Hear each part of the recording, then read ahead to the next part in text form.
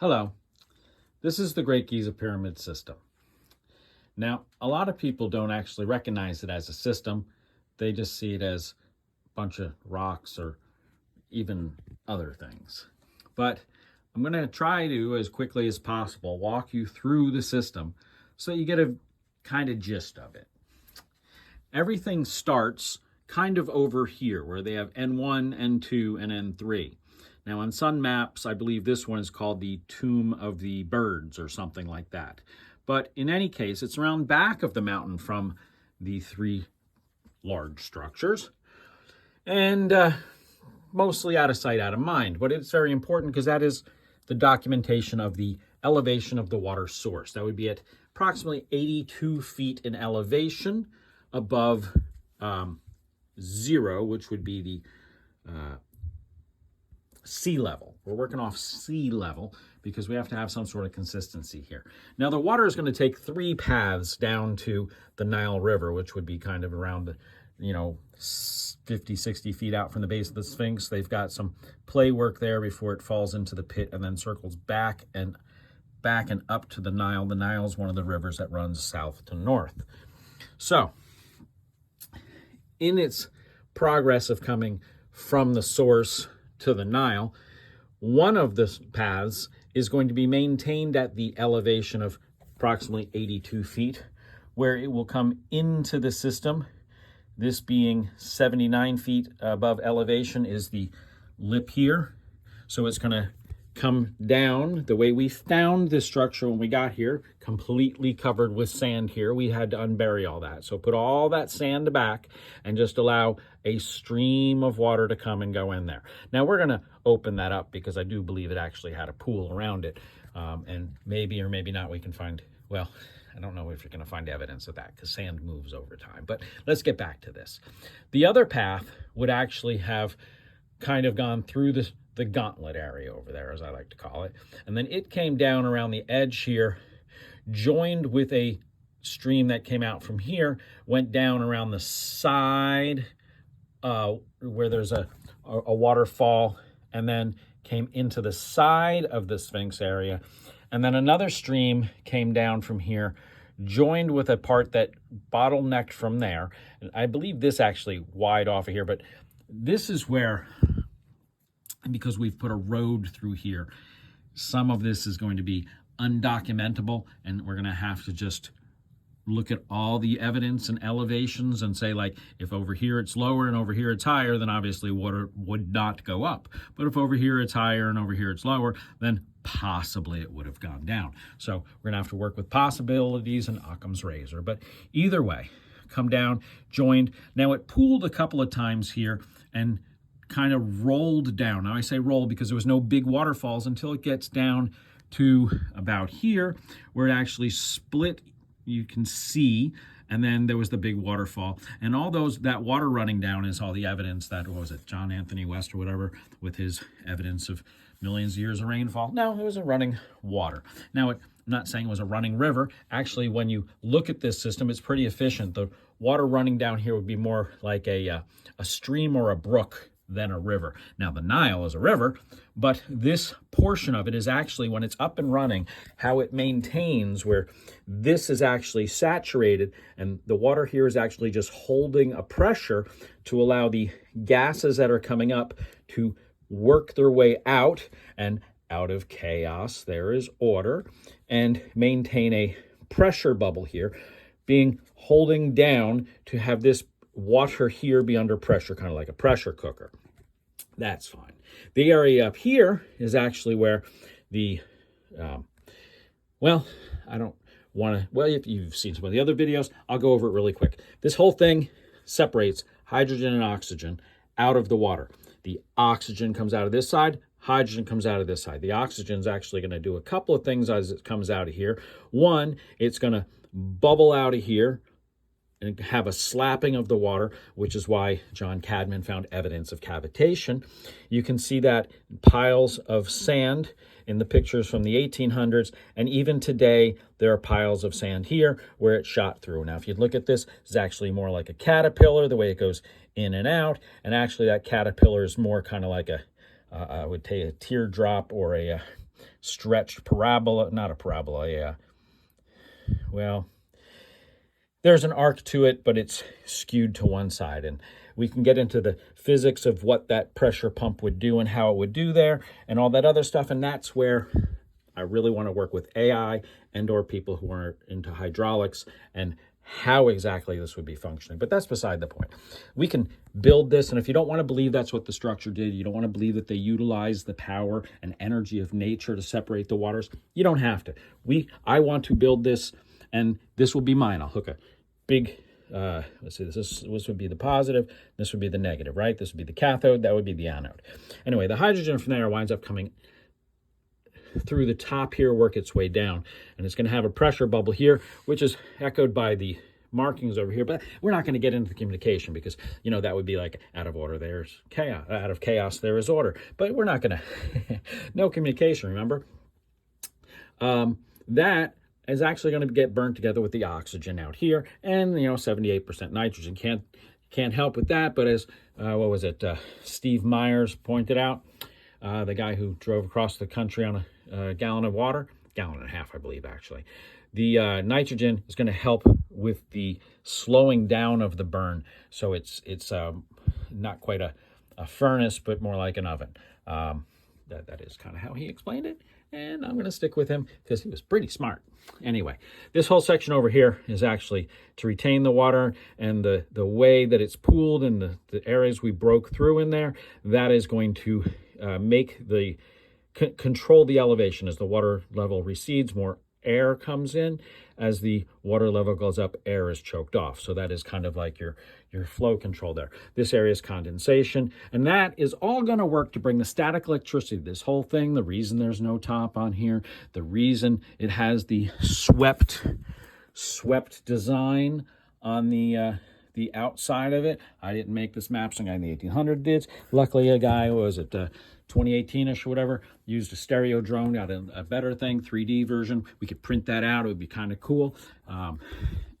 Anyway, this collects static electricity. Just imagine this being like a big Van de Graaff generator. No, they didn't utilize, well, they didn't tap that energy and put it in a bottle. No. What they did is they trapped it on the surface of all the water droplets and brought it down, quarantined it within here, and then played with it. But we're going to work with that. Now, the pressure in here, this area is under pressure, but this, because it's condensating, this is actually in a vacuum. So it's going to be pulling up on the water level, but it can't actually raise the water level because the water in here is always going to spill off. So this is actually going to wind up being a kind of like a negative pressure system. Now, the antithesis, if this is the thesis, is the antithesis, and the synthesis would be the where we get it out. This over here is designed so the water that's in the outside of the structure, this being a negative pressure, remember, negative pressure, it's all one system, pipes and stuff going through the whole GIZA plateau. We're going to work on that. That is going to have, so this is going to work like a suction cup to suck it up, but not enough to spill it over. It's going to be able to suck it up, but that is going to be about the, if we're over here, it's going to be up the fourth niche up in the Queen's Chamber, because all this is done as an elevation. And don't worry, those markings in there don't represent the different elevations of all the water throughout the system. Don't worry. It's not, there's no communication in here. Please understand, no communication, even though that works out perfectly that way, all right? So within here, condensation, static electricity, we have more static electricity. This is going to be the thesis, antithesis here, and this is actually a synthesis, because this is shorted to the ether up here. Whether or not you want to believe in ether, fine. The atmosphere up here, the ambient air. In fact, I like to call it the resident ambient frequency and force. Kind of like what Tesla said. At every point within the system, you look at what is the resident ambient frequency and force. What is under pressure? Remember, nature wants to push pressure out to be equalized, wants to take the abundance of energy here. It's going to be trying to escape. You're going to give it a path to bring it down to here. I believe within the the product that is made within here, and I'd be glad to bicker about that, it is tapped, and from what I understand, there was a 30 gauge hole or something in the wall that they stuck through, and it had no resistance, and that's why they chiseled through. So there was a pinhole through there. So this gas and or lighter than water liquid, lighter than ambient standard water liquid, would be milked out of the system and brought over to this side. Now it bypasses here. This whole system is actually designed to condensate and collect stuff. And if you look at the way, can I pause this? I can. If I cheat really quick and look at somebody else's drawings here, you notice this. Now what they're missing, they're always missing pieces. There are so much better things. Is right about here, there is another spot where it touches earth. This is going to toggle back and forth between an anode and a cathode, but what it's going to be doing, and what this really doesn't show, I wish I had a better drawing, but I wasn't really ready for this, but it is designed, I'll be quick about this, so that within that bottom structure, which is more shaped like that, okay, and then there's a opening here, and there's an opening there, and there's an opening here, okay? Depending on which direction things are going, this is going to be an anode or a cathode, and it's either going to be bleeding oxygen or hydrogen. When it bleeds oxygen, that oxygen is going to come up into here and start pushing down on the water, kind of giving it a little bit of pressure on there as well. All right, this is a much better image that I was referring to. You can see where this would be where one of the two gases would come up. And what I'm believing is occurring is the oxygen will come up into here and fill this until it completely covers the opening there, which then shorts or cuts that conduit to ground, and then allows this to switch its polarity, and the hydrogen will then fill and then exude out this way. Or I'm not sure. We have to really look. From what I understand, this is a few inches higher in elevation than this side. But I don't really totally, that doesn't really work very well, totally trust everything. I'd really like someone to get down there. And with that, I'd like them to use a hose with the the clear part on top to get, let nature tell the thing. I don't even totally trust much more than nature at this point.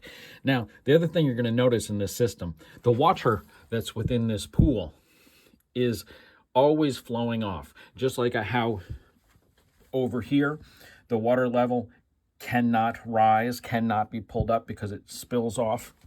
Here, when it's adding pressure, it's just not a lot because there's going to be the ambient pressure of the water in here, but it's going to push that down, adding water tension. But it can't really raise the water level because it spills off. So we're playing with nature here, and in here, when you look at it, the whole area in there, just look at it. It was designed to capture the condensation, pool it, and have the heavy water, I'm suggesting, come down into the system and then be pooled in here and milked out. So. And it's actually the heavy water that they're breaking. So I think the gas in here is less hydrogen and more deuterium. But again, this is me in speculation. I think this thing is way bigger. I started with this structure. I did. And this structure, it's pretty straightforward. I could build this in a classroom very easily with a negative lead and a positive lead. Just let it break and watch what it does, and it'll make a waterfall. If nothing else, we can put a little wheel right here, and there you go, free energy. When we find how they utilize nature to do this, if nothing else, you got there. But I think this is way, way bigger. And when we get into it, this is the true ground. It's the only way, even to this day, that it goes down to the water table. This is the true ground. All these are fake grounds, like how in the U.S. we have that third, our neutral is a system neutral, not a real ground. But anyway, that's about all I have to say. There's a lot to this, much, much, much more. It's all pretty straightforward if you follow the system. If you just envision this and then follow the system, this is showing us that they really understood the elements around us to a much higher precision and understanding than I think we even do today. I think the compound that they have here, or the element, is maintained in a less than standard ambient atmosphere, and it is maintained in that atmosphere through the system until it is milked off here, where all they have to do is either lower the water table and let the gas come out, or I believe they just add a little bit of suction, just the gas will come out. I don't know, whatever it is. Well, I think it's a gas. But by the way it's working here, it's a gas. It's either that or a water. It doesn't matter. Even if it's a water, a less than dense water, it's maybe that fourth stage of water they talk about, the gel stage. I don't know. Maybe it's helium-3. I don't know. This is where somebody really needs to model it. This is where I want to get it into AI. This is where I want nature to tell me the answer. Now, I think AI will only really give you the answer that it's programmed. Like, it's not going to tell us learn technology, low energy nuclear reaction, and the cold fusion. It'll say, oh, nope, not possible, because that's what it's taught. It's taught not possible, but nature tells us otherwise. Even if you look at those experiments, they yielded results. There were things. And if you are able to get, as I like to always say, that the periodic table, this is what we learn when we learn our periodic table. But the periodic table is really, really much more than that. I like the periodic table. Dang it, I should have had that ready to go too. The one that looks like a cornucopia with an exclamation point on its sides drawn out. You know what I mean? There's so much more to what we can get. And on those elements, even on these elements, now it doesn't even show it. Even the, I can pause this. So this is a small version of what I was talking about. And you'll see in here that this is the, normal, what's stable in nature. However, if we are to move nature, move the ambient atmosphere to something else, then we can get a different compound, a different element, a different version of the element to be happy. That can be its Goldilocks zone. And we've done things like that before. So you can't say that, it's not possible. So the system is creating this Goldilocks zone, and it's doing that. It knows the exact pressures. We can even tell from the elevations and, mathematical thing. This is all these things are dimensions that we can add together, and we can know the weights of the waters in question. And I do think that this may have been primed. You know how there's like a line right about there? It may have been primed with heavy water to start off with. And it may be the whole thing is the heavy water is attempting to get through here, and by that it's nature calling heavy water out of the ambient river water. I don't know. Maybe they have tapped something that by having a pool of heavy water here and tricking the ambient river water to think that it's in an atmosphere where, hey, this heavy water should condensate out of this pool. And this whole mathematical, come on, turn on. Now it doesn't have the image up I wanted. Well, the one you were looking at before, go back. That image right here, the way it is designed to allow the water in the gauntlet, part of the gauntlet reason is to extend the length, kind of like how you have a speaker wire in the old days, and you'll run the shorter wire. You'll have the two lengths the same size, so your stereo works. Well, here, they're running the water through the gauntlet to make an extended length, so when it comes out to here, this is actually a longer path. And it wants, I believe, to take the path of least resistance. That's all it wants. You are tricking it through the mathematical maze here of both energy states and changing from one density to another, going from the energy is going from a liquid into a gas, and from the gas into a liquid. As it condensates, it's releasing energy, blah, blah, blah. So you are moving the energy back and forth through the system, utilizing. I don't know if it's captured within a compound, the energy's in there, or it's on the compound. Maybe you have hot gas, static electric gas, and that static electric gas is not only the lifting power but the fuel. Wow, wouldn't that be cool? That's all speculation. There's much, much, much more. I think I've given you every way to contact me you possibly need. Hope to hear from you soon. All right, just in case it's being AI translated, it's great, GIZApyramid.com. My phone number is 657-229-GIZA, which ends in 4492. You can find me all over. And all these images, I don't try to hide them from you. You can get to them at files.greatgizapyramid.com or photos. I don't think photos is working. From there, I have a bunch of links. I put links to all this stuff. This is great. You know, one of my other favorite parts of this thing, no one pays attention to, is the structure off to the side here. That structure, when you look inside of it, it's actually reversing all of the pressures within the system to allow the overflow to escape out. And that's this structure here, allowing the overflow to escape out and join this stream, which goes back down. So, you know, these are all pieces. I don't have to make them up. They're right there. Look at them with your own eyes. Pay attention to them. Model them. Somebody, please take this thing. Go down there with a 3D camera. Take pictures of this with a stereo camera. Put this before somebody blows it up or makes changes to it, or they make more modifications to the step, or break more pieces out of here, or, you know, patch over the conduit that goes down there, the thieves thing. You know, the one, I have pictures of it. Dang it. Again, I would, if I had staged this correctly, I would have had them ready. You can get to all these pictures. Photos. No, it's not photos. Well, you know, I'll make it photos. It's my domain. I can do anything I want. Photos.greatgizapyramid.com, files.greatgizapyramid.com. I also put all my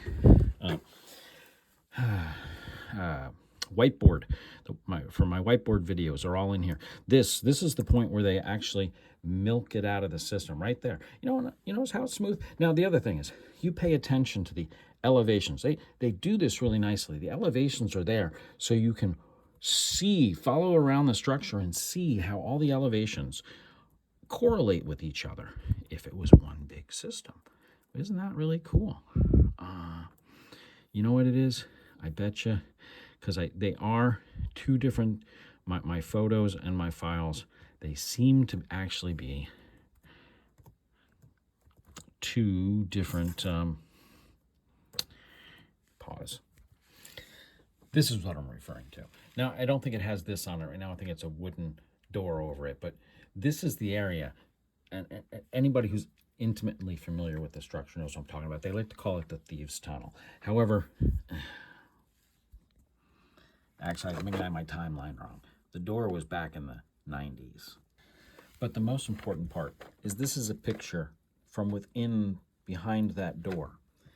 That is not chiseled out. This area up here is just as square, just as straight, and just as smooth as all these other conduits, because it is part of the structure. And if you stop giving in to the stories and pay attention to the structure and just let nature play its course, I'll give you the suggestions of where to give it a little kick that we can model it in a computer.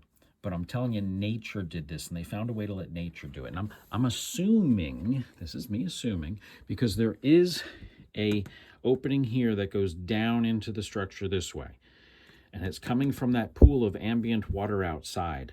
What I'm believing is it pulled from that pool, this right here, and brought it down and teased the water down here to start or to allow it to do the reaction.